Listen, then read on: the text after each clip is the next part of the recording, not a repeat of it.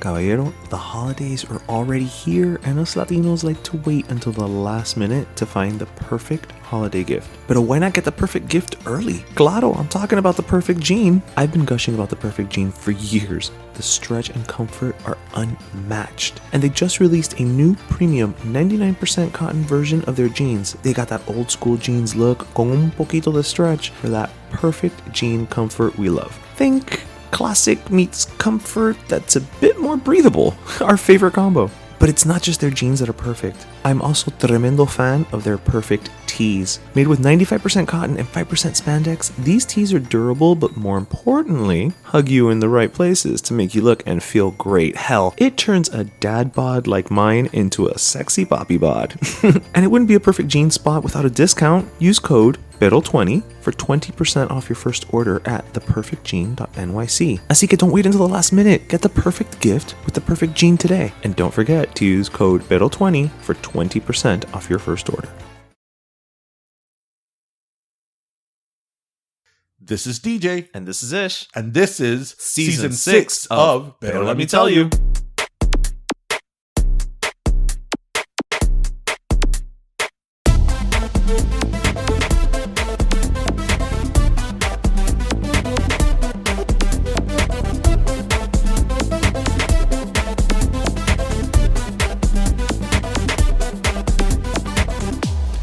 Oh, Eros Ramazzotti. Eros Ramazzotti. Eros Ramazzotti doesn't sound like Eros Ramazzotti. They're not the same person. They're not. They're not Eros the same Ramazzotti. Yeah, that sounds like something you'd order at like an Italian restaurant. The Eros Ramazzotti. Oh my god, have you had the Eros Ramazzotti here? Yeah, it's really good. They really use good. fresh parm. They use real Parmesan cheese. They grate it right at the table. Right. Yeah. Yeah. Well, nothing like Eros Ramazzotti to Start the episode start going. episode 275. 77. I was 2 weeks ago. I was still in October. You were still in October, and that's fair. That's your birth month. I understand why you have the connection. Yeah. Well, welcome everybody. Yes. Oh yeah, Thanksgiving is here. Yes, sir. I mean, what do I tell you? That's it. It's como es St. Patrick's Day. St. Patrick's St. Day. Patrick's Day. That's it. Vamos pa Bennigan's. We're gonna time travel. Welcome everybody to episode 277. Yes. Are we getting ready for Thanksgiving? Well, I'm just glad that we survived yesterday's storm. Oh, yes. So if you were in Miami or South Florida in the last few days, it wasn't only yesterday. It's been predominantly... No. But Wednesday was the worst. Yesterday was worse. Wednesday. Yeah, Wednesday was the worst. Yeah. But even before, like Monday and Tuesday, there was a lot of rain as well. So, I mean, look, every time those storm comes, it's like alarming, but it's not because that's just how we do here. Yeah, no, but yesterday it was bad. Like there's still like parts that have no electricity. Where? In the Gables. Really? Yeah, like the lights. There are certain semáforos In that have all of the police and places everything. the lights went out, it was Coral Gables. Yes, and Georgia as well. Yeah. Oh, Yeah, yes. Yes. Because that's the night the Marjorie. lights went out in Georgia. That's from a song, right? No. There's the devil went down to Georgia. Which is I forgot the name of the song, but it's at I know Georgia on my mind. right. A lot of Georgia songs. Midnight Train to Georgia. Do we have Florida songs? No, but we have the Florida Georgia line. And we have Flo Rida. That's right. Which always throws me off when I see it in print. It's funny because the other day Tristan asked me, he's like, is it true that Flo Rida was our neighbor? I'm like, he sure was. Flo Rida, for the first 3.5 years of your life, lived in our building. And yep, he was. And I worked out in the gym with him. Oh, really? Yeah. Oh, that I didn't And he was know. super cool. We had the same gym. Oh, that's fair. That's fair. And then the thing with Flo Rida and specifically is that where I lived at, there wasn't like a main elevator bay. There was 3 bays, and depending on what part of the building you used, you would use that elevator bay or that elevator line. And his penthouse, he lived on the penthouse, was directly above my apartment.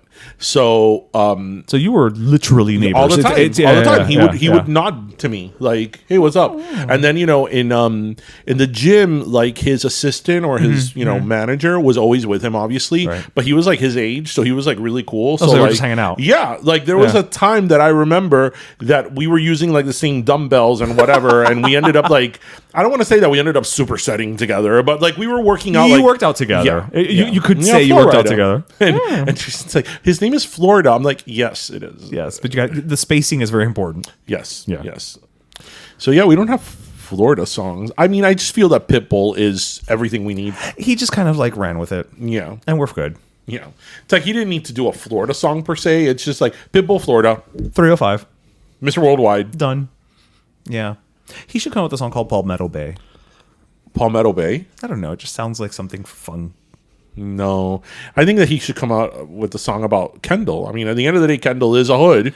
That's true. The mean streets of Kendall, The mean according streets of to Kendall. Alex Rodriguez. Yes. You know, I think about that quite often. When I mean quite often, I mean maybe, once or twice a year. Okay. So not as often as the Roman Empire. It's funny that like a lot of people were very shocked and alarmed that he said that, and they were like, what the hell?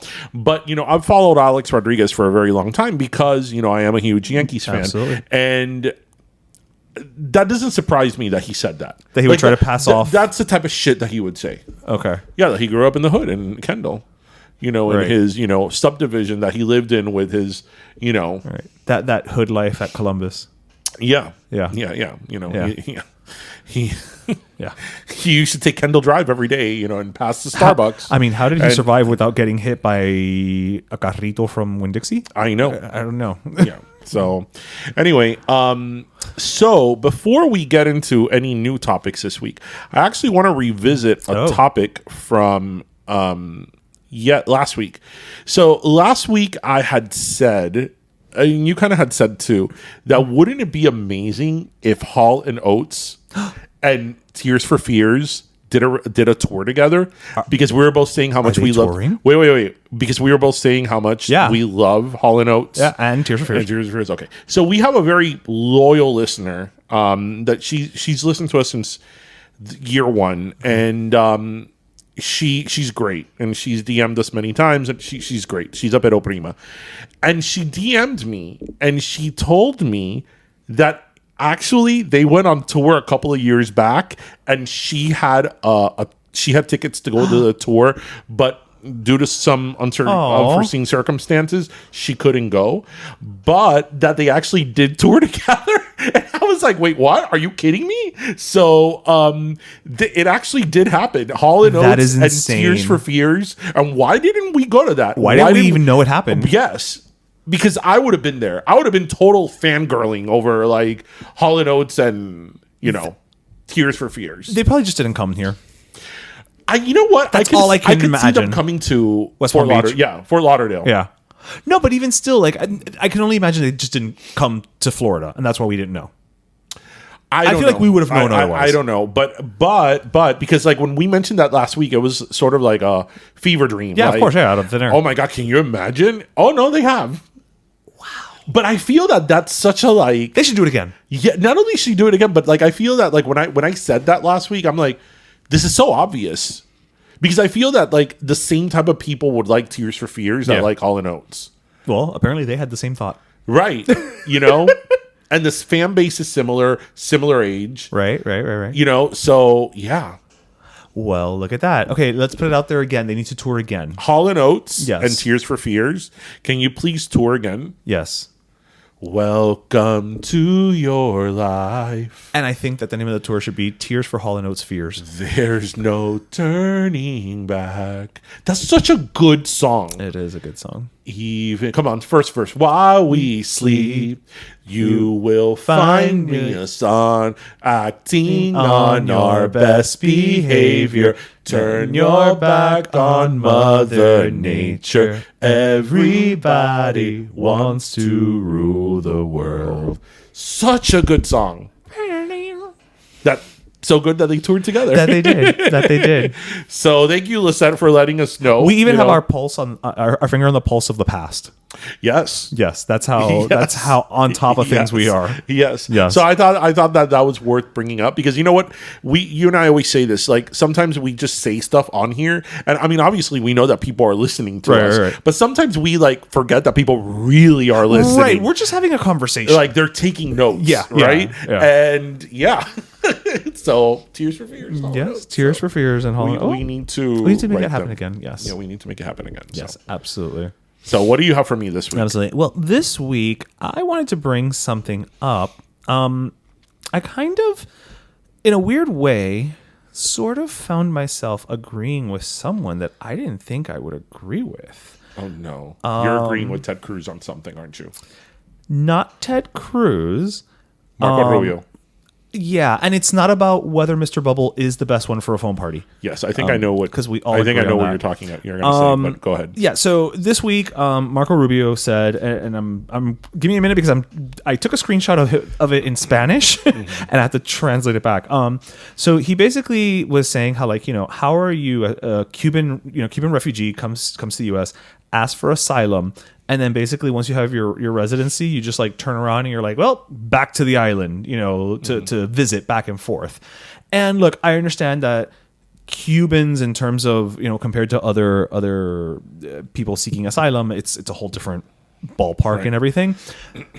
But I have to say, I don't 100% disagree with the sentiment of the statement. When you, I was born in this country, so I don't know the ins and outs, and I'm sure you will. Excuse me. I'm sure you will give us some background. But if you flee a country, you seek asylum somewhere else, you very rarely hear of, Bosnians being like, well, now that I've gotten my political asylum, I'm just going to go back to Bosnia for a minute, and come back. And I understand that people go back to visit family, and I can't fault them for that. But the frequency with which people do it, and as we know, it's not always a mission of mercy, if you will. Many times it's just, I'm just going there because this is where I vacation. This is where I spend my summers. This is where XYZ. Yeah, it's a little hard for me to swallow that. Look, I know people that have left Cuba and they've gone back to get married. They've gone back to have their daughter's quinces in Cuba. Right, that's what I mean. Like, we're not talking about like, I went back because my mother was dying and I went to go see her, right? I mean, when you said this, what it reminded me of? That meme that went around a few years ago of Jennifer Lopez, that one picture is a shot of her made in Manhattan, and another picture is like Jennifer Lopez on a red carpet, and then the picture of her made in Manhattan, it says en Cuba. No, cuando estabas en tu país, and then Cuando the other one is regresas a tu cuando país. regresas a tu país, Yes, and it's her yes. lined up. And there's a certain truth to that. People that come from Cuba, and I mean, obviously, you and I can talk about the Cuban experience, Right. but it's very similar to most immigrants, especially Latin American immigrants that go back to their native country. They've already been in the U.S., they have money, they go with dollars and things like that. Now, what I would say specifically about Cuba is that, and again, you and I can speak about the Cuban experience. Right. We can't really speak about other people's or other nationalities' experience. I get that too, because this is a repressive place, and again, look, I understand that if you have your family there, Right. your parents, your siblings, whomever, or even very close. Some people have friends their kids that are like family. Yeah. I understand that you're gonna want to go and visit them, but it's a very different dynamic now. And look, this is a very multi-layered, Of course, conversation, because you and I come from a generation, and we come from a, specifically me, that my parents, your parents came from Cuba when they were children. My parents came from Cuba as full-blown adults with kids of their own. My parents have that hardline attitude of like, we will not return to Cuba because we left communism. We left for a reason. We left to flee communism, and we're not going back.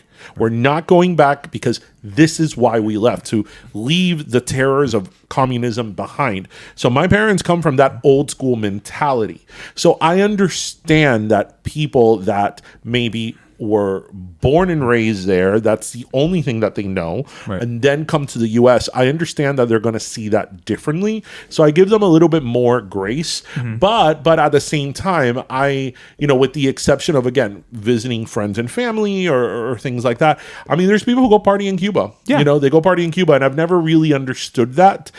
Si las cosas estaban tan malas que te tuviste que ir. Right, but the thing is that they go with dollars now. So now they have access to all those fancy varadero, and this is something that I've always, and I think I've mentioned this to you before. I don't know if I've talked about it here on the podcast, but something that I've always struggled with is that I've never been interested in going to Cuba to party simply because that's not who I am. Well, you're not a partier to begin with. That's not who I am, but also, if I want to party, I could do it here.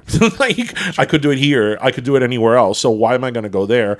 And I've always had a problem with thinking that I can go to Cuba. And even though I have really, really extended family, 4 degrees out, I would still feel bad being able to stay in a fancy hotel and they cannot go inside that hotel. Right. You want to talk about apartheid? There is a form of apartheid in Cuba. They can't even walk into the lobby. Because let's remind people, because, as we know with the Cuban... they have good PR, I'll give them that. With the Cuban, matter... We keep telling the same stories over and over again, but people just either don't listen or don't care or just, move right along. Let's remind people that Cubans are not allowed into these hotels, these fancy hotels, especially in Varadero, in restaurants. They are not allowed in those hotels. Now, if you're a tourist, you can go and stay at the fancy hotel on the beach. But if you are a Cuban national, you cannot go there. You are not allowed to go there.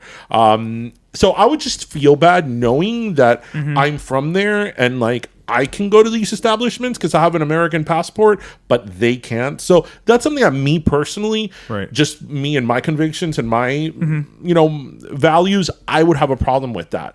And yeah, I don't understand the people, again, with unless you have family or something like that, the people that just go party and they go have a good time. And como tú dices, it's like, I'm just gonna go do the quinces over there, or I'm gonna just again party, have a good time. And it's like, look, if you escape a country, and again, I feel like we can only speak to Cuba, but I've never, again, I'll say this, reiterating what I said earlier, I've never heard of anybody being like, I left country X because of political persecution, but I'm going to be going back there next January, because I'm going to do la fiesta de la niña. No. I know several people. I've never heard anybody from, Sarajevo. I know several people who have their daughters 15s and it was a huge production, right? Because I could understand, let's say, because these people in particular, the girl's grandmother still lived in Cuba. Okay. I could understand if they went to Cuba so the grandmother could have some time with her grandmother on her 15s, right? I could get that. Right. And, maybe they did a little something for her. These people had a full-blown party of hundreds of people because they went with dollars. Right. So they bought it, they were able to buy everything. While everybody else in el barrio, starved. Right. They were able not that to. Night. Not that night, the 100 or 200 people that went. And I saw the pictures. Oh, yeah. And I know people here that went to Cuba to get married. And then they honeymoon in Varadero, and I'm like, me with my values, I have a problem with that. I try not to be judgmental because again, my angle of Cuba is different than somebody who was raised there and just came recently. Right. Because even though I'm from there and I was born there, I was not raised there. You came at 6 months old. I get it that it's different, but yeah, I don't understand that either, and it's they immediately go back. That's the thing that also annoys me is they get the residency on Monday y ya Marte they're booking the flight. Yeah, it's very complicated because I remember it's funny because I was having actually this conversation with somebody this week because it's somebody Was it with who, Marco Rubio? No, it's somebody actually who he still has. He's younger. He's like 28 years old. Okay. And he's been in this country only about 10 years. So he was raised in Cuba up to like 17, 18 years old. And he still has family in Cuba. And, he asked me, how was it in the 80s and the 90s when people would come back from Cuba? And, I told him the story of like when my grandmother's sister first came from Cuba in 1990. De visita. Yes, that was the first time that they had seen each other in 10 years. Wow. Yeah, that was the first time because they left in 1980. She was coming in 1990, so they hadn't seen each other in 10 years. So I remember that back then when you would go to the airport, it was very emotional because families were seeing each other for the first time in decades at this point.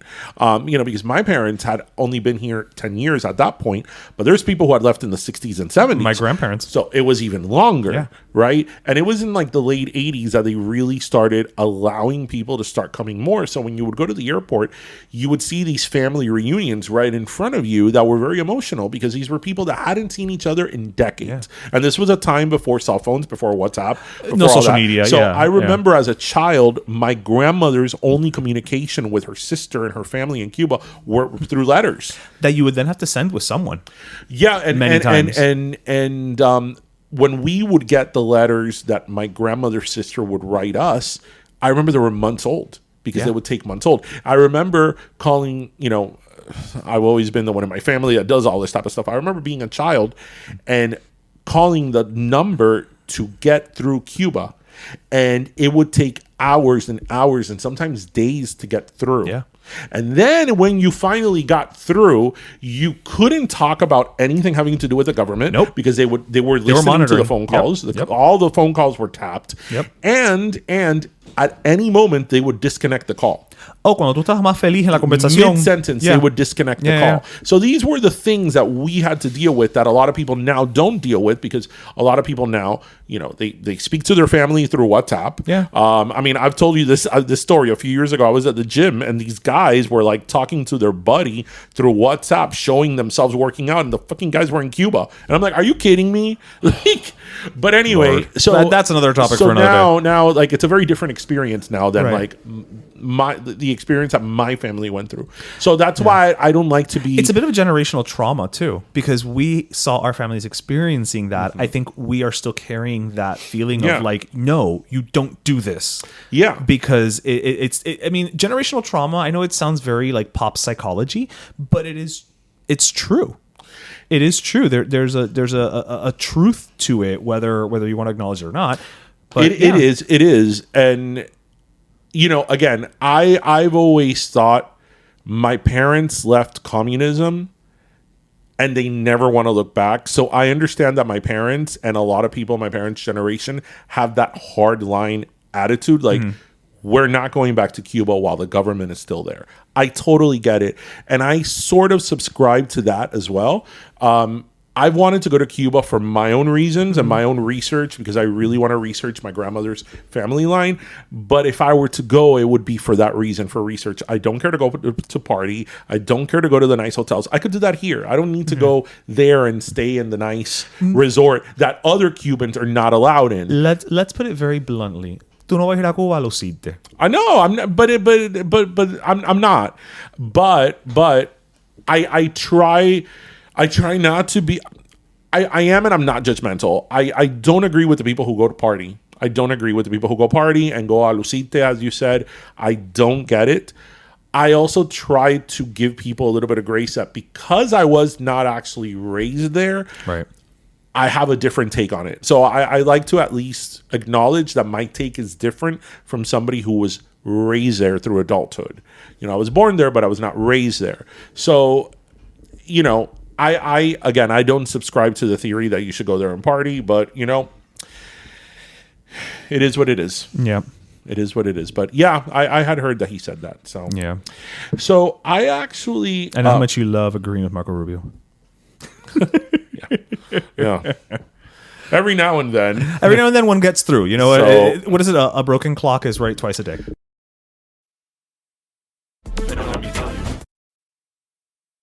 Oye, mi gente, so the holidays are upon us, and of course, that means lots of eating. So to talk about that, we have back with us today, I'm actually really excited because we're doing this one in person. We have Tony Castillo, sports dietitian. He's here on behalf of Florida dairy farmers, and we're going to be talking about my favorite holiday today. I'm not going to even pretend we just scarfed down some croquetas. Thanksgiving. Thanksgiving is my all-time favorite holiday. But let's face it, the reason it's my favorite holiday is because of la comelada, right? Like the eating. And what are some like tips that we can keep in mind so that we can enjoy the holiday but not regret ourselves on Black Friday, right? Well, Ish, number one, thanks for having me on again. Lovely to be here. And of course, we have our café con leches. And actually eating the croquetas hoy, so cheers. Yes, salud. You can hear the glasses clinking. Yeah. the cardboard glasses, yes. Yeah. So when we're talking about Thanksgiving, right, it's an American holiday, but we celebrate it here, right? In South Florida, it's a big holiday. So we typically tend to skip meals because we got to save la comelata. We got to get ready and eat, right? And we always hear that the turkey's what makes us tired. Well, it's actually because we eat so much during that meal. What? No. Never. Mentira. Yeah. So how can we avoid that, or how can we stop that overeating but also not feeling tired, especially after eating a Thanksgiving dinner, is by having breakfast. One of the most simple things we can do, and we can eat things throughout the day, right? All right. So one of my favorite things to actually eat for breakfast is having nice eggs and with a glass of milk and maybe some toast, some pan, un tostada, right? Tostada, yes. Café con leche, we get the protein in from the milk because, again, remember, milk has 8 grams of protein per glass, so very simple to do, very simple to add, and we want that protein so we don't have that hunger needs later on, right? And if we're not really wanting breakfast, then we can snack on things, such as cheese. Oh. Right? Well, okay, we love cheese on this show. ¿A quién no le gusta queso? It is not a secret or a surprise to anyone who's ever listened to the show that we cannot get enough cheese. Like osteoporosis will not happen to these co-hosts, okay? At all. Oh, I love that. So, again, just having cheese or having milk are 2 very simple ways so we're not overeating later on. And again, we have those 9 essential nutrients. We have the calcium that helps our bones stay strong. We have vitamin D that, yes, we get naturally from the sun, but that's why milk is in it because we don't get enough of it. And so many people don't get enough of it that we actually need to have it in that dairy milk. So I love having it at breakfast with my café con leche, just having a glass, especially if we're going to Americanize it, we can do it with cereal. But because here in South Florida, dime. we got to do the café con leche. I mean, and you can have the leche and the café con leche, right? Both. So why not? Yeah, that way so that we're not really getting hungry later on because it has those 8 grams of protein. And of course, we were compared to any other milk alternative that only has 1 gram, you're going to have the hangriness come later on, and we want to avoid that. Yeah, no, I mean, Thanksgiving is stressful enough with your family there. You don't want to add hangriness to that very, interesting cocktail. But also, I mean, speaking of cocktails, right, you also mentioned another way to prevent that overeating is to kind of snack throughout the day, right? And I think, the beauty of cheese is that it's not just a snack, but it can also just become like almost an appetizer, right? Like, once people start arriving at your house for the dinner, you can just put out a charcuterie board. And I think that's probably just a really good alternative, right, to putting out, like, let's say, chips. Absolutely. I love doing a cheese charcuterie board, and I'm sure we've seen the butter charcuterie boards. Again, that's another dairy-based product. So when we think about it, yeah, they have a butter board. They literally put butter on a board, and you put bread around it and other accoutrements, as you say, and you dip it in the butter. Listeners, my face right now. I've never heard of a butter board, but now I want a butter board with pan cubano. Oh, yeah. And then some quesito al lado. That's the best way to go about it. Again, the cheese is going to have that protein that we're looking for so we can avoid that overeating later on. But again, we get those 9 essential vitamins and minerals, and we get the protein. It's the best bang for our buck. That is awesome. And then you can just eat to your heart's content, and you're going to eat less. Yes, which is the key, right? Because then and then you can't blame the poor dead turkey. You absolutely can't. I mean, oye, mira que le ponemos la culpa a Guanajo every year, it's the turkey's fault that I'm tired. Like, no, it's yours. Yeah, it's yours. It's yours because you overate. Yeah. And we want to avoid that. It's all about a balance, and that's how we fit it into our day and our diet. Yeah, and I think that's something that you can even carry through. I mean, I know nowadays people, Black Friday is not as big of a thing anymore, but some people still do wake up early to do all of the Cyber Mondays and all the digital sales. Giving yourself that breakfast with maybe just a bowl of cereal and a glass of milk, or even just a glass of milk on its own, I think could be beneficial just even to kind of get you through that Thanksgiving malaise you may be having, right? Like give you that energy pick me up. And that's exactly, as you said that, it clicked in my head when I work with some athletes and most people, we're talking about being focused. Imagine that you're about to go make a holiday purchase, and now you have a couple boxes of Amazon at your house, but you forgot what it was even for. It's that late night buying that we want to avoid. Yeah. So the best way to do it, have a glass of milk. It has the protein, so you get focus. It's also one of the most hydrating beverages out there, better than any of the sports drinks. That's right. So a little A-B combo, and it's budget friendly. So all in all, milk is going to be the best option for you on this Thanksgiving Day. Well, there you go. And I think the best way to end this is just to say, we're thankful for dairy. I mean, look at the farmers. And for the dairy farmers. I mean, look how much they've given us. It's the milk, the butter, the cheese, also, just the cream and the things that go into the various, Thanksgiving recipes and all of that. So, never going to go wrong with Florida dairy. Never. Right, no, at all. All right, Tony. Well, thank you so much for stopping by. And guys, for myself and Tony and the Florida dairy farmers, happy Thanksgiving. Feliz Thanksgiving. It's Thanksgiving again, and one of the many things we're thankful for is farmers that provide us with food and sustenance, especially our Florida dairy farmers. From mashed potatoes to mac and cheese to pumpkin pie, milk, cream, butter, or cheese makes all your Thanksgiving recipes better. Thankfully, incorporating dairy in your family's favorites is easy. Just visit floridamilk.com or lechedeflorida.com for easy and delicious recipes. Happy Thanksgiving from your Florida dairy farmers, and pero let me tell you.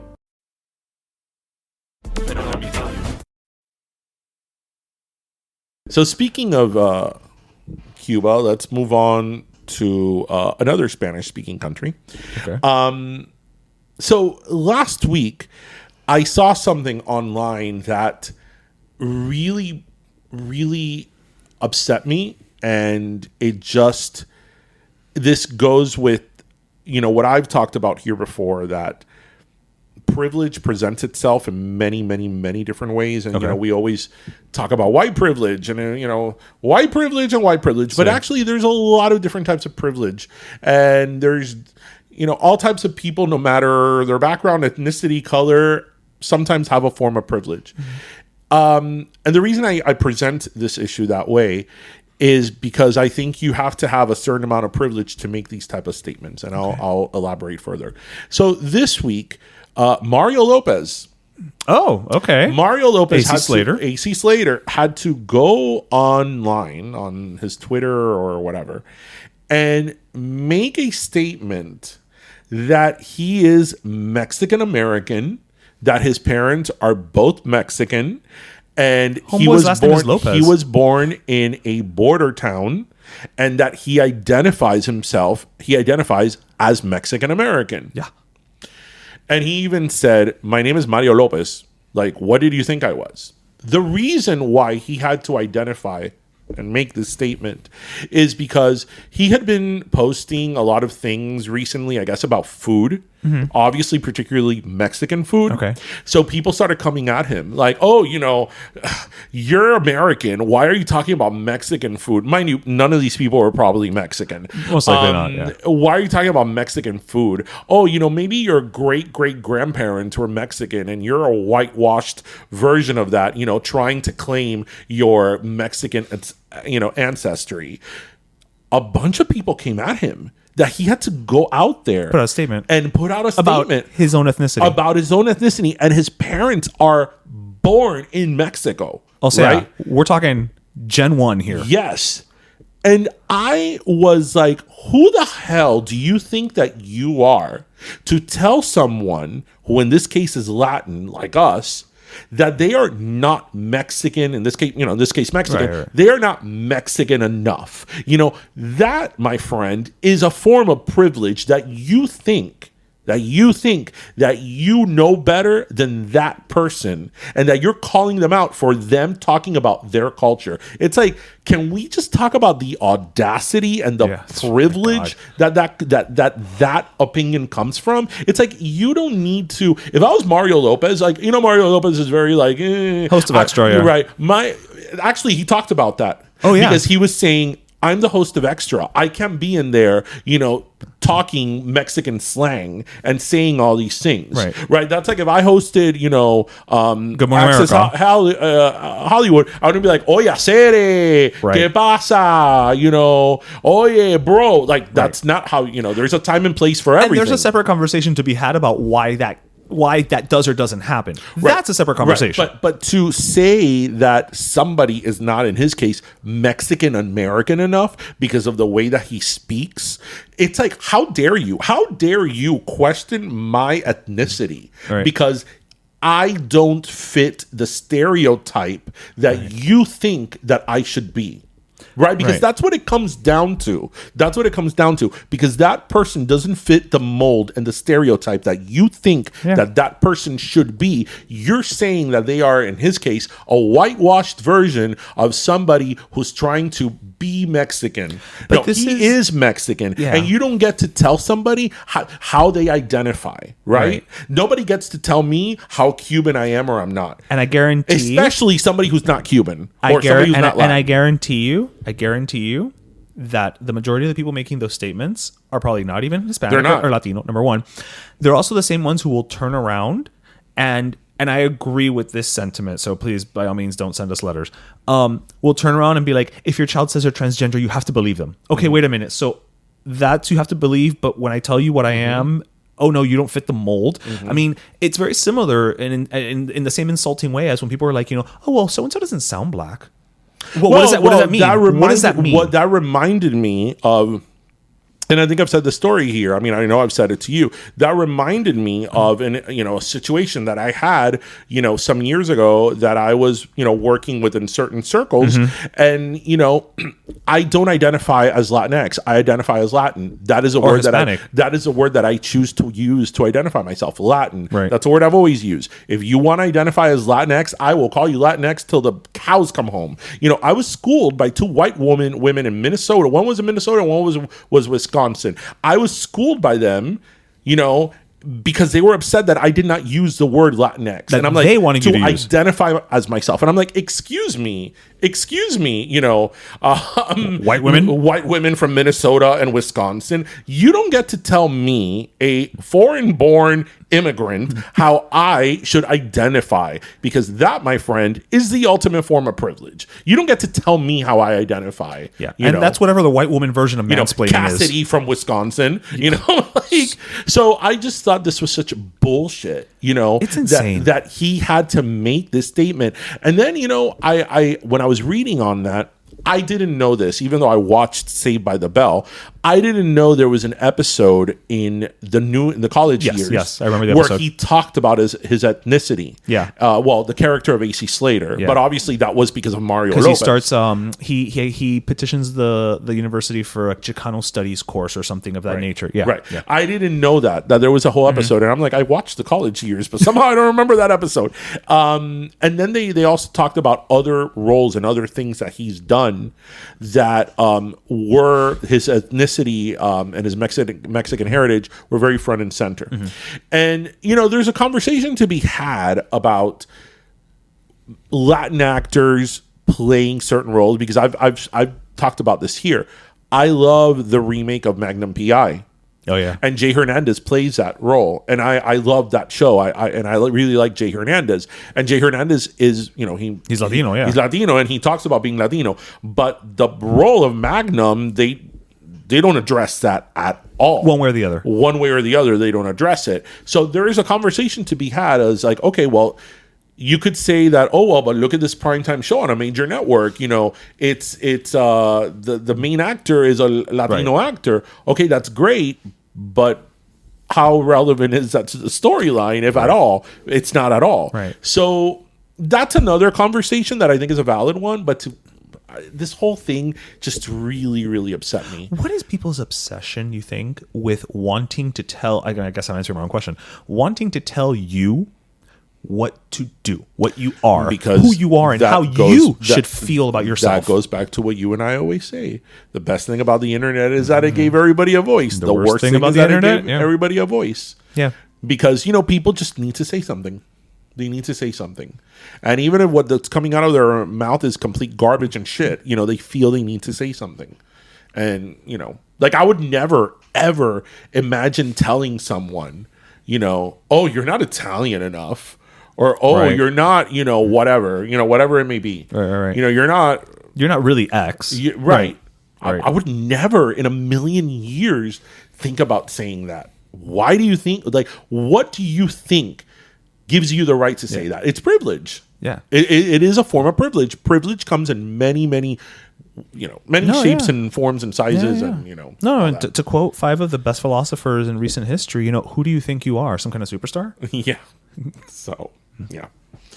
So yeah, Mario Lopez. Mario Lopez. I mean, good for. It's sad. It's sad that he had to even release a statement, basically saying like, "Yeah, hi, my last name's Lopez. That means I'm actually Latino." Do you remember what AC Slater stood for? Albert Clifford. Yeah.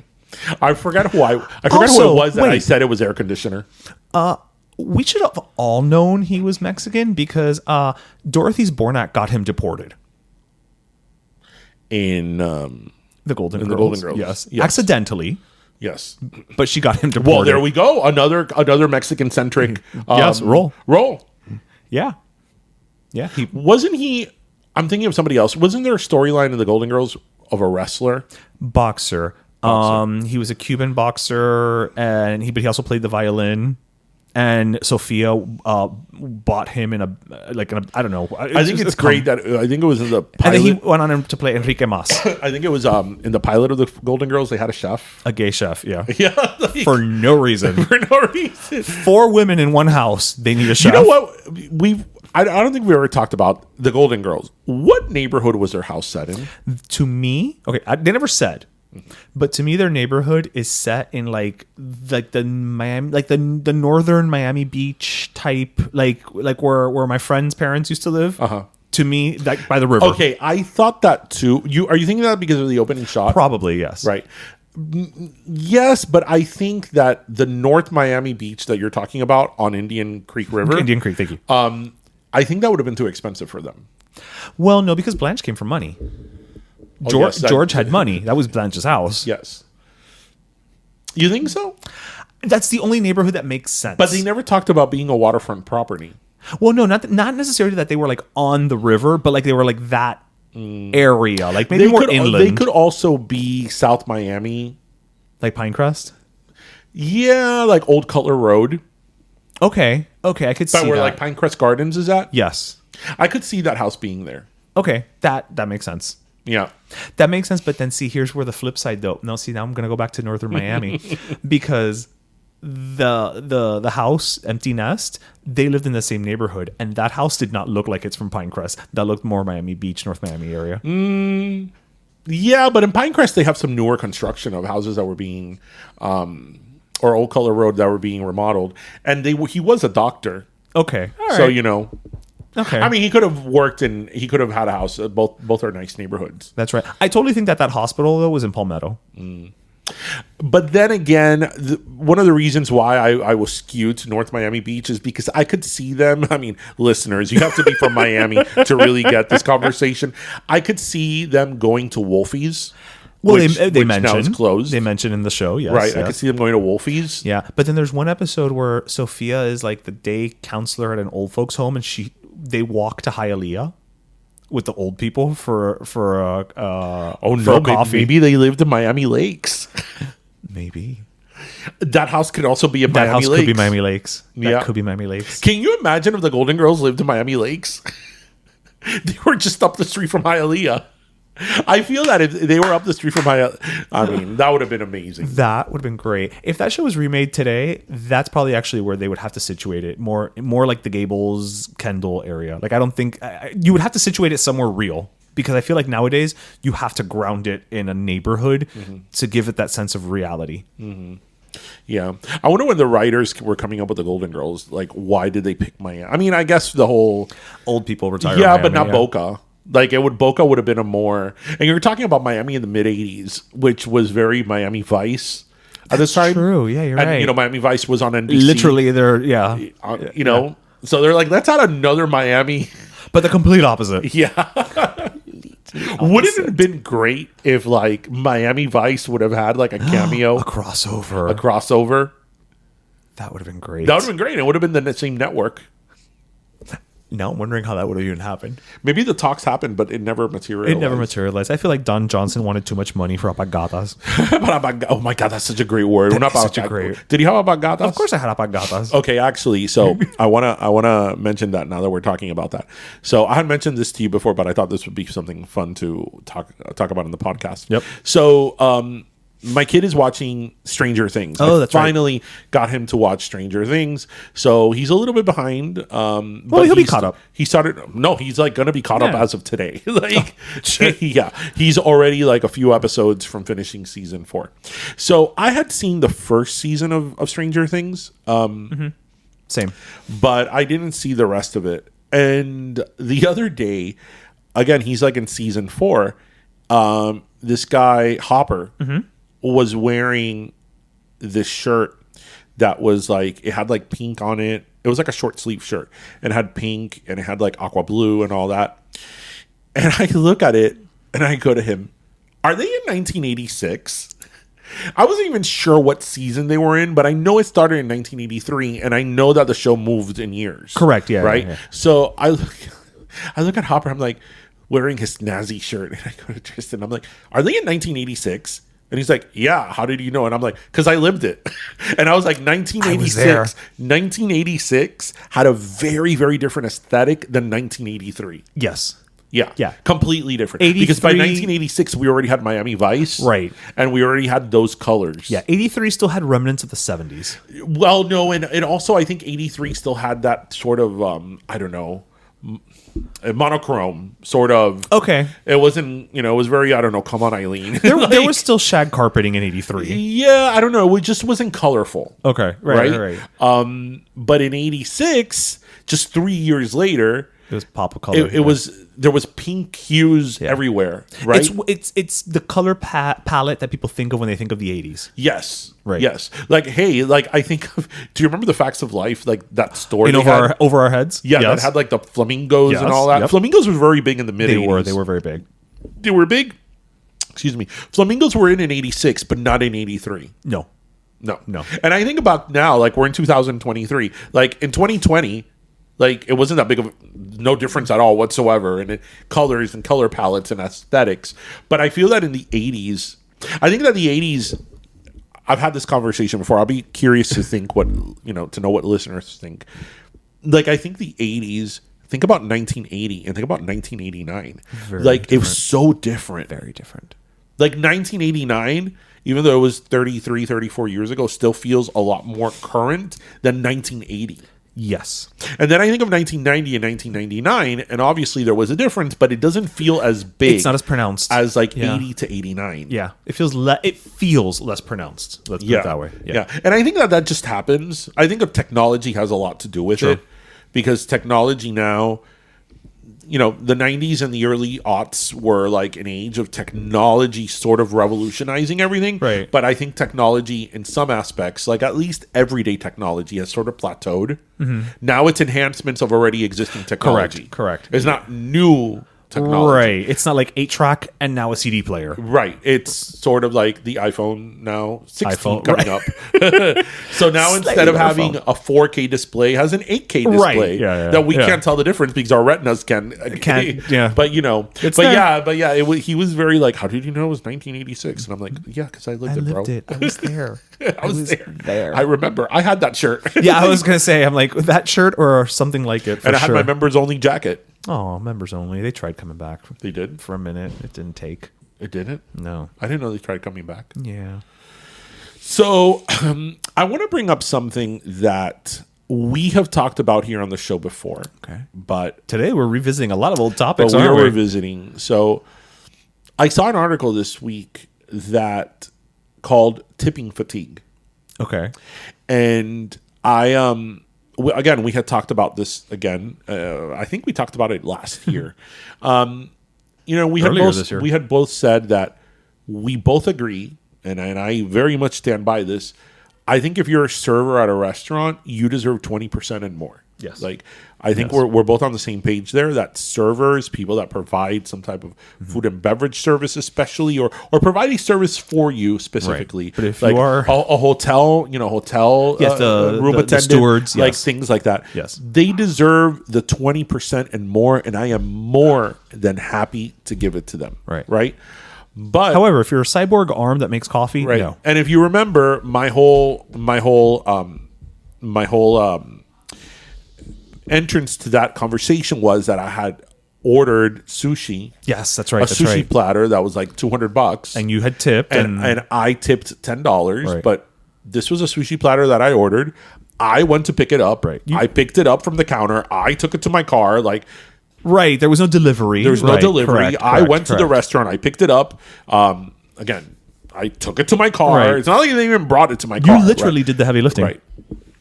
And they gave me like attitude because I only gave Right. a $10 tip. So, and you had talked a couple of weeks ago about that you were in New York. Yeah. The robot. The robot. They So- wanted you to tip the robot arm. So I went to the dentist this week, and Are you kidding me? when I went to go pay my copayment in the little tablet, because it's all, when you see an iPad, beware, The tip is coming. the tip is coming. And sounds so bad. I went to the, oh my god, I went to put in my card, and it asked me to leave a tip At the dentist. at the dentist office. So I Apropos of what? so I was like, is this tip for the dentist or for like the staff? To me, that's irrelevant. What are you tipping for? Yeah. What are you I tipping just put for? skip. I just put Good. skip. Good. What are you tipping for? Because Like, I even thought, was this because they got this new program and they just haven't taken that prompt out? like they just kept going next, Yeah, next, and you know what else I've noticed? The Jimmy John's that I go to on some type of frequency, when you put in your card, before it even asks you for your PIN number, it asks you, like, you put in your card and the first screen that comes out is tip. So they're not even. You don't even have to verify who you are yet. Yeah, no, tip. I'm still stuck on the dentist. I want to Yeah. know what you're tipping for. Yeah. What is the I service don't that know. you're tipping I just for? put skip. I wasn't going to be like, I'm not tipping you, but what are you tipping for? But I just put skip. And I was like, Was extra you fluoride? You know why this really bothers me? That's ridiculous. You know why this bothers me? Because you and I have talked about it, and you know how you always say we have the finger on the pulse. But then I read this article this week, and then so obviously you and I aren't the only ones Right, talking right, about right, this. right, This is something right, that right. everybody's talking Right, about, right. and everybody's feeling it. I mean, I read the article on NBC.com, Right. about tipping fatigue. What bothers me the most about this is that people are getting fed up with all this excessive tipping. And you know who it's going to hurt? It's going to hurt the people who really need the tips. Thank you. It's going to hurt the waiters. Thank you. It's going to hurt the people that work in hotels. Yep. It's going to hurt bartenders. the bartenders, people that work in the service industry, people that really do Yeah. need tips to sustain Survive. themselves. Yeah, yeah. Right? That's who it's going to hurt, because you're tipping all over the place. You're sort of over it, and then the people that you And it's really an expectation now. Yes, the people that you really need to tip, I think, are the ones that are going to lose out on this. You're and it's just right. really unfortunate. You're absolutely right. You're absolutely right. I mean, it's that thing of like the pendulum swinging. It's like the tipping is trying to overcorrect, right? The lack of pay, which the lack of pay should be overcorrected. It is very much an issue. should be corrected by paying people what they should earn. Right. But they're trying to use tipping to compensate for that. I still don't know what the hell they're doing it for at the dentist office. I really would love to know that one. So what's going to happen now is, unfortunately, right, people are going to stop tipping, to your point, or tip less. And then now these people are going to be faced with the same predicament that they were in before, which is, I'm not earning enough to sustain my life. Forget a lifestyle, my life. Yes. So back to the dentist office. So am I supposed to leave 20% of my copayment, of my deductible, or of what's billed? So if I'm getting a root canal and the dentist is charging the insurance company $1,400, so is my tip 20% of that, or is it 20% of my co-insurance That's a great question. or my deductible? See, now that's the question you should ask. Right. The question shouldn't even be there. No, I know, but for the purposes of our show, I would love to know the answer to that. Yeah. Your dentist. The dentist. I'd rather tip the robot arm making coffee. At least it's doing coffee. It's just ridiculous. It really, really is. And then again, the people who are losing out are the people who really need it. And then, it puts you in a position that's very uncomfortable, because you don't want to be that person. Right. You know why I especially don't want to be that person? Because I have always, and you know this, I have always taken pride at tipping and tipping well. Yes. That's something that has always been my little, I give you at least 20%, even if you're not good. Right? I will give you at least 20%, like hands down. I've always That's like something I always prided myself on, that I tip well. But now you're put in positions and in predicaments that it's like, okay, so if I don't tip, I'm a bad person. Like, you know. Not to mention that the minimum on these screens now starts at 18. 15 Yes. is no longer where you're starting off at. Yes. In these machines. Yes. So I also wanted to bring up another little nugget of joy that I had. You had a lot of experiences this week. Well, but that's what our show's about. That is what the show's about. And how is everybody doing, by the way? I think everybody's good. They're like, maybe I'm off next week. They don't, some people are off the full week. Qué rico. I know. Must be nice. Yeah, qué rico. Van a comer mucho pumpkin pie. Qué rico. Some sweet potato with marshmallows and mac and cheese. Do you like pumpkin pie? I love pumpkin pie. I love pumpkin pie too. Have you ever made pumpkin pie? Not from scratch. And you did once, and I will never do it. I've made it from scratch a couple of times, like completely from scratch. Yeah.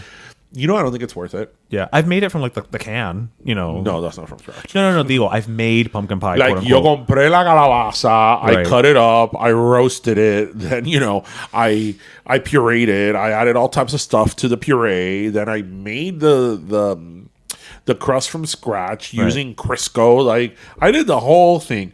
It was good. It came out good. But there's no difference. But you know what? You buy a Marie Callender's frozen pie, and you heat that shit up, and that is good. Hi, Chico, just do the little latica. Do something homemade. No, because you know what? Me. My whole problem with semi-homemade pies is the crust. I think that crust that they sell that's already like... Well, but you can make the crust and then the rest of it... Yeah, but the crust is part of the hard part. Oh, wow. Well, okay, but I mean, have you ever made crust with lard? Rolling that shit out is not easy. I've never made it with lard, but I made it with almond flour. I've made it with almond flour because Jose. Get out of here with that. I did. Well, because Jose was having stomach issues. Right, but yes, you didn't really make a crust. You made another type of crust. Listen, Mario Lopez explain to me what I did or didn't do. A crust is done. A crust for a pie, first of all, is done with lard, with Crisco. Right? If you're not using Crisco, then you're not doing... A pie crust is a crust that isn't a pie. Okay, right. And I made a pie crust. Right. And, they have cakes that you can just, pancakes that you could just add water. Right. And then they have pancakes that have like 25 ingredients. I made a pie crust out of almond flour. Right. You also made cupcakes with room temperature butter. Yes. Right. And when they didn't come out right, you wondered, what could it be? Oh, I melted the butter and put it at room temperature. No, that's not room temperature butter. It is room temperature butter. It's not what they meant, but it's room temperature. You know what happens with me and cooking and you?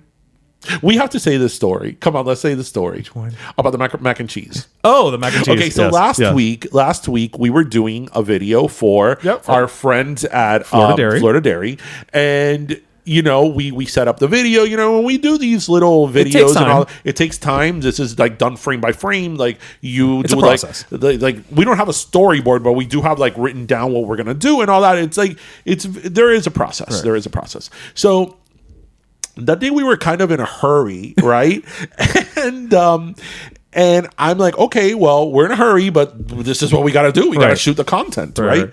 And we were going to make mac and cheese. We did make mac and cheese. We made mac and cheese. So he was like in a hurry and he was getting in his bossy pants, attitude with me. And, I'm there shooting, we're there shooting the content. And, we started boiling the water to put in the mac and cheese. We filmed it. Then we started filming all the ingredients. Right. And then I started making the roux.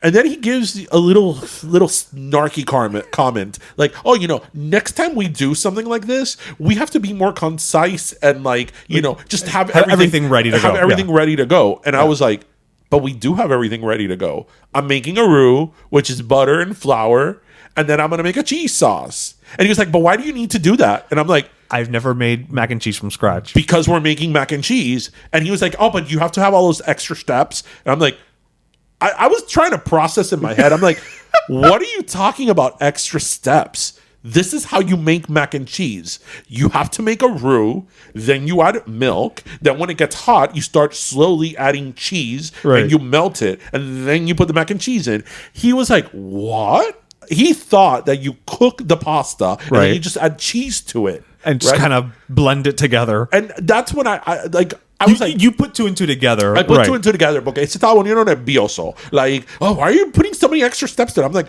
dude, I'm not putting any extra steps to this. I'm like literally making a roux, adding milk, and then adding cheese. There's no extra steps to this. And I was like, this is like the most basic mac and cheese ever. And that's when I was like, espérate un momentico. You've never made mac and cheese, You've have never you? made mac and cheese. I'm like, did you think that making mac and cheese was just boiling the pasta and then adding shredded cheese to it? Like, you thought that, didn't you? He's like, yeah, I did. I did.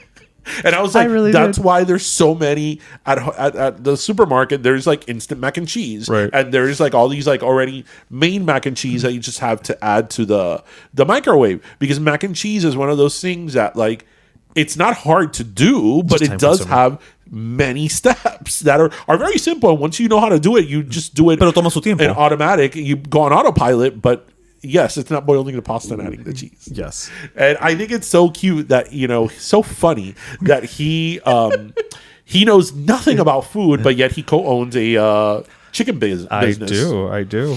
And he does it very well. Yes. Well, look, we all have our role to play. Pero tú de verdad para la comida eres un analfabeto. You really do. Because I'll never forget, like, when we started this whole chicken business That is great. wing thing, that I was like stressing out about the heat of the oil. And you were like, but it's frying. And I'm like, Ishmael, it's frying, but the temperature is like at 250. And he's like, oh, but that's really hot. And I'm like, oh my God, he doesn't know that if the oil is not super hot, then the food comes out greasy. And I think you were like, but why? It's already in oil. I'm like, just do it. Just fry it already. Just go. and I'm like, oh my God, he doesn't Make the know. chicken fry. He doesn't know what flash frying is. Like, No. I have learned more about food in the year and a half, 2 years that we've been doing Bimbam Pollo than I have my entire life in terms of the prep. yes. Yeah. Well, you could eat it. Yeah. You could eat the food, but yeah, yes. It takes its time. But that's okay. We're not So born listeners, knowing. We're not born knowing. what he did a couple of years ago, and it's funny because it was sort of endearing. This was during the pandemic, wasn't it? It was during the Yeah. pandemic. He wanted to be a hero, and he was like, like many people, he went into like a baking. Yep. A baking. I made it was lemon curd cupcakes, I think. And he very nicely like did these cupcakes, and he was so excited to drop off the cupcakes for everyone, and he brought the cupcakes. And I think he left it at the door. I did. Well, yeah, because this was like During the prime of the pandemic. And I remember yeah. it was strawberry cupcake. It was a strawberry cupcake with a lemon curd in the middle. Right. Yeah. And it was completely flat. Like flat. The flavor wasn't off, but the cupcake was flat. Right, It looked wrong. Although the flavor wasn't off.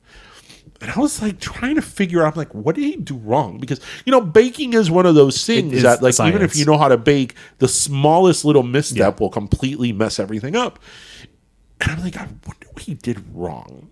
Like, I was trying to figure it out. And then I remember I talked to you. You were like, well, because this is what it was. You were like, yeah, they came out a little flat. I'm not sure why. They were kind of dense. Yes, Yeah. they were very dense. Yeah, They were they were kind of dense. hockey Yeah. puckish. Yeah. And you were like, I don't know. Like, I just had to put butter, and it was like room temperature butter. And I was like, and what did you do with this room temperature I butter? love that you immediately were like, room temperature, explain that to me. Yeah. You were You're like, yeah, I got it out of the fridge and I put it in the microwave. And I was like, oh my God. I was like, did you think that putting butter in the microwave In my defense, was room temperature butter? in my defense, I barely passed chemistry in high school. So I'm like, no. Barely. Room temperature butter means that the butter is at room temperature. It still has a solid, but it's soft. No, melted butter and solid room temperature butter are not the same thing. No. And they're not going to yield the same results. No, I know this now. But now they won't happen to you again. No, it only took a pandemic for I me could to just learn. imagine you trying to make, let's say, buttercream with melted butter. Y lo que te sale es rayo. una sopa de azúcar. Not the worst soup I've ever had. Una sopa de azúcar. Why isn't this creaming? So actually, speaking of desserts, So yes, as I said, there's something I want to bring up this week. Oh, yes. Because this is my bitching corner. This is bitch corner. But you know what, though?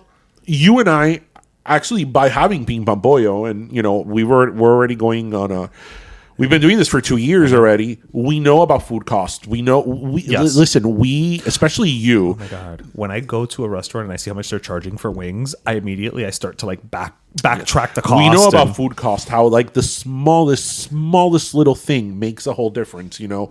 Something can be 50 cents more this week that you think, it's just 50 cents. But when you add it up, it means a lot. So we know very well firsthand the difference that food costs can make.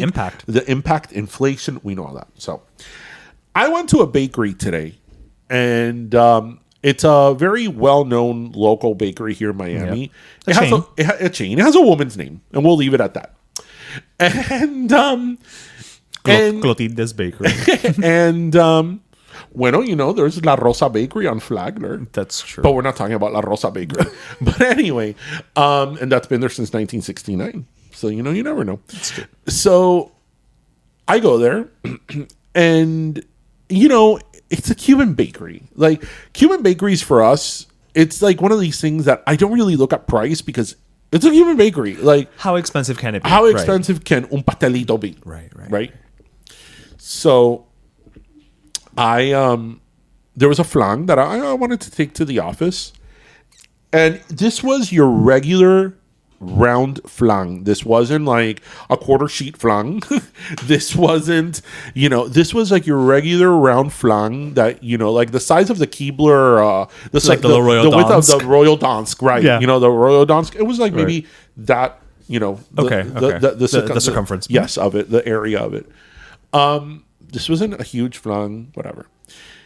The flan, traditional flan, nothing added to it, nothing. Okay.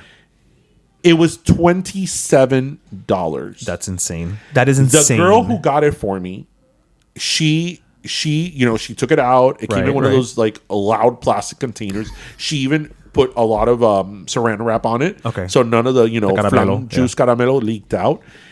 And when she went to ring it up, she looked at the price that was still in the fridge, marked, and she looked at it. And she's like, hold on, let me verify the price. And she, to her credit, called somebody who I guess was a manager or whatever. She called on the phone someone and asked them how much that was. Mm-hmm. And it was $27. That's ridiculous. And she looked at me, she goes, I'm sorry, this is $27. And I go, well, I'm sorry. I'm sorry that you wrapped this up and did that, but I'm not going to pay $27 for a flan. As a fucking Cuban from Miami, it is against my You want to talk about convictions. The fiber of my being to pay $27 for a flan. When anybody in a corner, I could knock on my neighbor's door and they're going to make me a flan, right? $27. And, I sort of put these people on blast on my personal Instagram, and I said something along the lines of look, this is $27 and this is a lot of money. And you know what? You're now a very established bakery in Miami. Don't forget the community that put you there.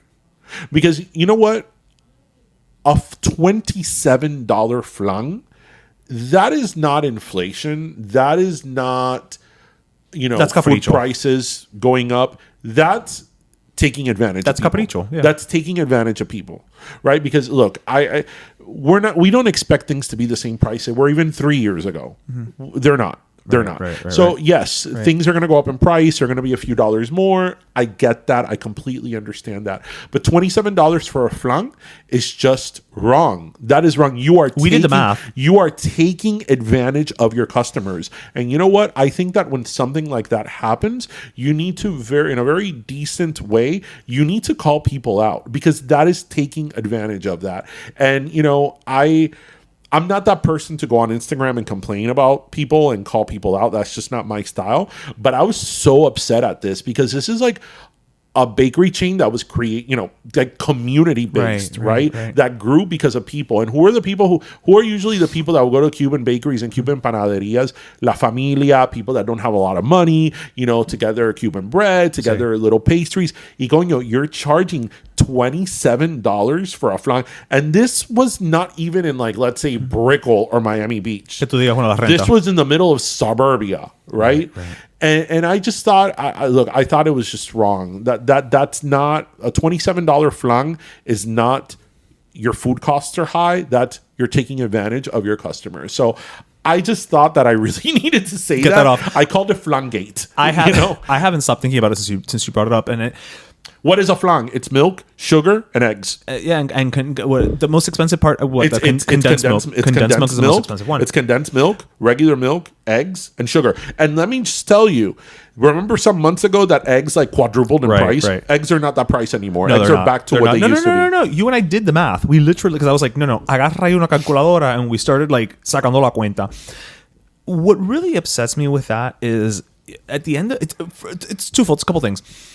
Number one, you're in Miami where you're shooting yourself in the foot as a business by charging that much because, as you said, you can literally just knock on your neighbor's door and be like, hey, can you make me a flan? Mm-hmm. So, which is probably going to be amazing. Amazing and significantly cheaper. Mm-hmm. So you're not even in a market que tú diga, bueno, this is Topeka, Kansas. Mm-hmm. There's 2 people who know how to make a flan. Mm-hmm.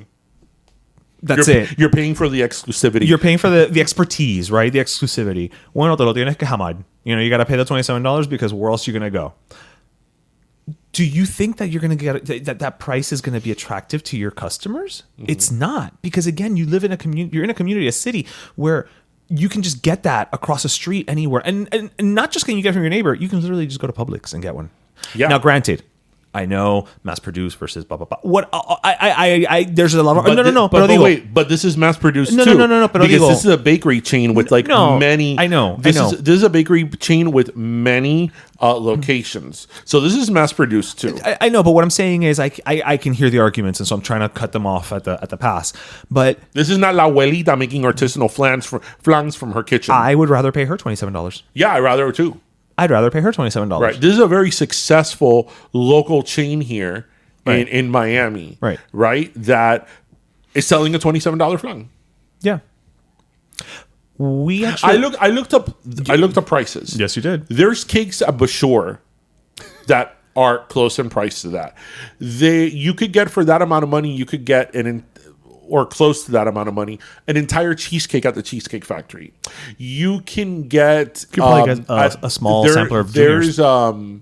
There's a very good bakery in Kendall called Bonjour. Mm-hmm. That's a French bakery. You can get a really delicious like mousse cake there for about the same price. Right. This is a flan.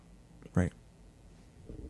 This is not some patisserie artisanal, or this is not a cake that requires a certain amount of skill to decorate, repostería. Right? To decorate, right? To make flowers or whatever. Right. This is a flan that all you do is flip over. Right? True. So there's not even a decorating element to this. You're right. Right? You literally got eggs, milk, and sugar, put it in a blender, put it in a Royal Dansk, and called it a day and put it in the oven. Yeah. And un baño Maria, which is water. Yeah. Right? Right. And you're charging me $27 for that. So as I say, this is not that $27 flan. That's not inflation. That's not a rise in food costs. Inflation would have been if it would have been a couple of dollars more. Right. Instead of 10, it's 12 or whatever. Right.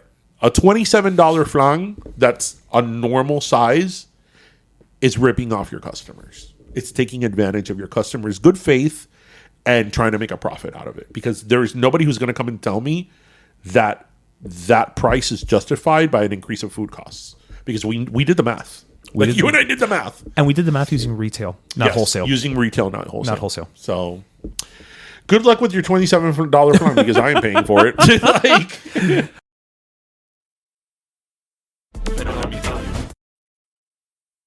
The holidays are here, and it's time for all of our favorite Cuban traditions. Lechon en la caja china, crema de vie, all the flan. And this holiday season, make Cawy Lemon-Lime part of your celebration. For 75 years, this refreshingly crisp soda has used the same exact formula since its creation in Cuba. O sea, you can't get more Cuban tradition than Cawy Lemon-Lime. Así que, this holiday season, make sure to include the authentically Cuban taste of Cawy Lemon-Lime in all of your fiestas navideñas. Find Cawy Lemon-Lime in stores now.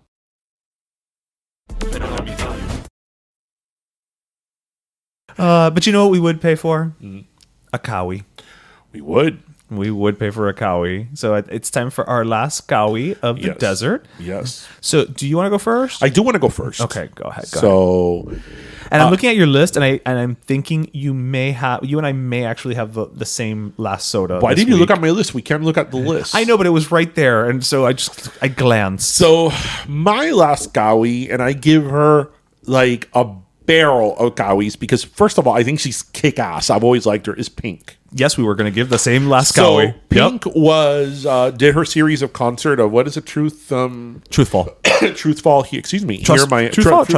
Trustfall. Here in Miami, Pink. She flies. You know that Pink is one of these people that I would love to see in concert. I don't know why I haven't. Why haven't we gone to see her? Because I freaking love Pink, and she's such a badass person. Yeah. But anyway, so this week she was here in Miami, and as we know, we've been going through a very difficult time here in Miami in the school system with books in Florida, with books being banned, and what can be read, what cannot be read. And before people come at me and tell me that the list of banned books was not accurate, you are correct. There was a list of books that were banned.